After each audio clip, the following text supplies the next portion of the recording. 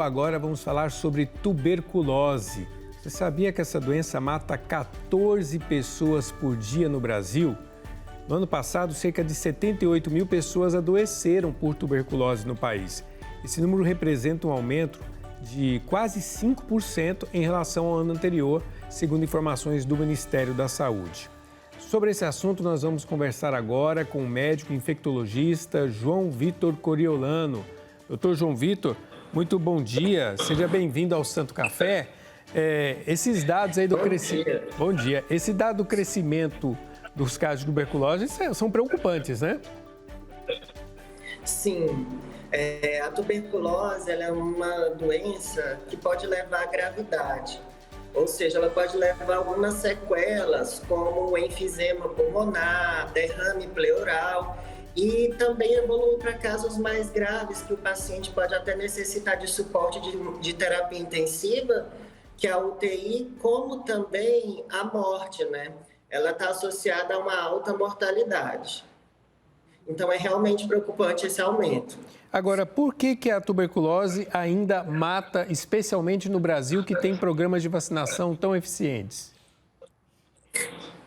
A tuberculose é uma doença que, apesar de ter uma vacina, que é a BCG, essa vacina ela não protege as pessoas de pegar a doença, ela vai proteger que as pessoas que pegaram a doença evoluam para casos graves. Então, apesar de ter essa vacina não é eficiente para que as pessoas não peguem a tuberculose. Inclusive, existem estudos, aqui mesmo em Goiânia, na UFG, de desenvolvimento de uma nova vacina, que as pessoas possam vacinar e não pegar a tuberculose. Então, até hoje, a gente não tem uma vacina eficaz para a tuberculose. Talvez esse seria o principal motivo. Exatamente. A vacina não evita que a doença desenvolva, né?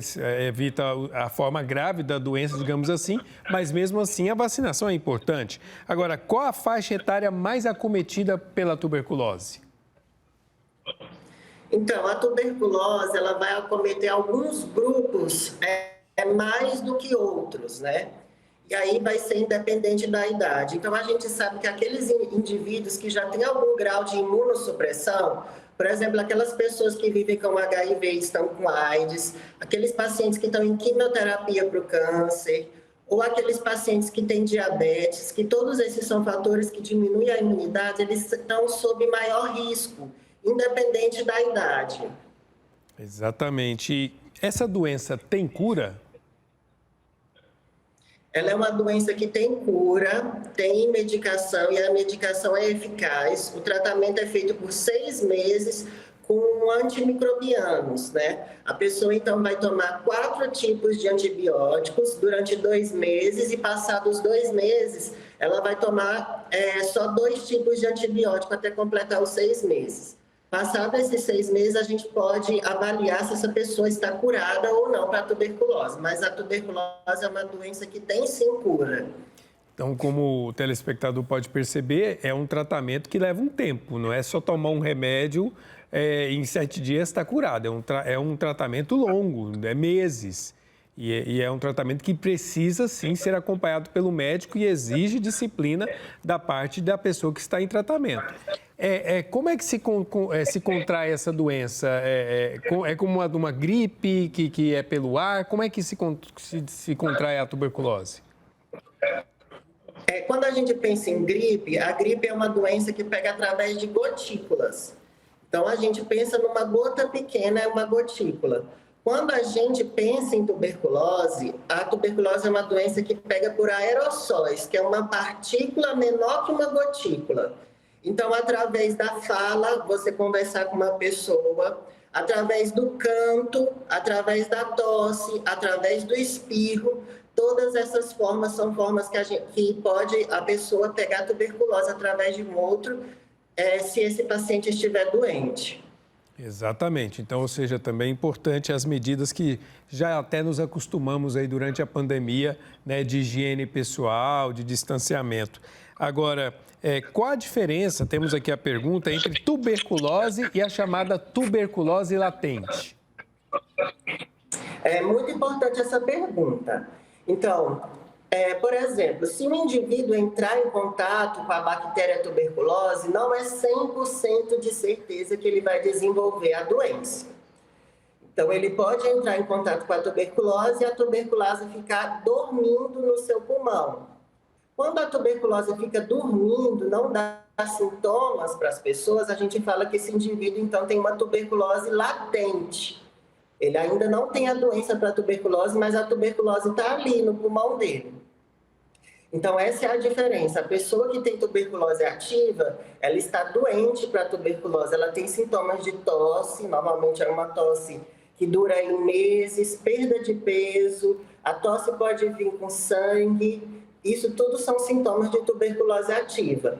Mas a pessoa pode ter a tuberculose no pulmão adormecida, de uma forma latente, que a gente fala, que é quando não tem sintomas.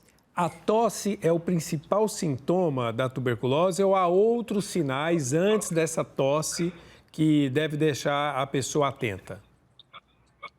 A tosse é o principal sintoma. No entanto, a tuberculose é uma doença que pode dar outros sintomas, sim. Então, uma febre, normalmente essa febre aparece à tarde, ali por volta das 4 horas da tarde. A gente fala que é uma febre vespertina, insistente. Todos os dias o paciente está tendo aquela febre à tarde. Perda de peso, o indivíduo pode perder até mais que 10 quilos aí num prazo de 2 a 3 meses. Essa tosse, ela pode vir acompanhada de hemoptise, que é quando ela vem com rajas de sangue no catarro. E a tuberculose, além de acometer o pulmão e dar esses sintomas, ela pode acometer outros órgãos. Então, ela pode acometer os linfonodos, dando uma linfonodomegalia, popularmente conhecida como ínguas. Pode acometer também o sistema nervoso central, sendo uma causa de meningite. E ela pode acometer praticamente todos os órgãos. Ela é uma doença que a gente fala que ela pode tudo, porque ela imita outras doenças também. Exatamente, muito importante esse alerta e eu diria o mais importante é o cuidado com a vacina, né?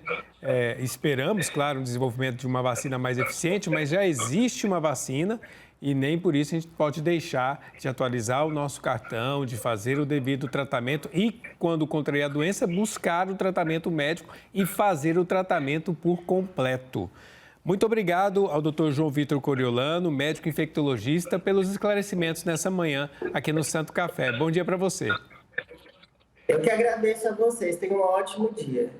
Muito obrigado.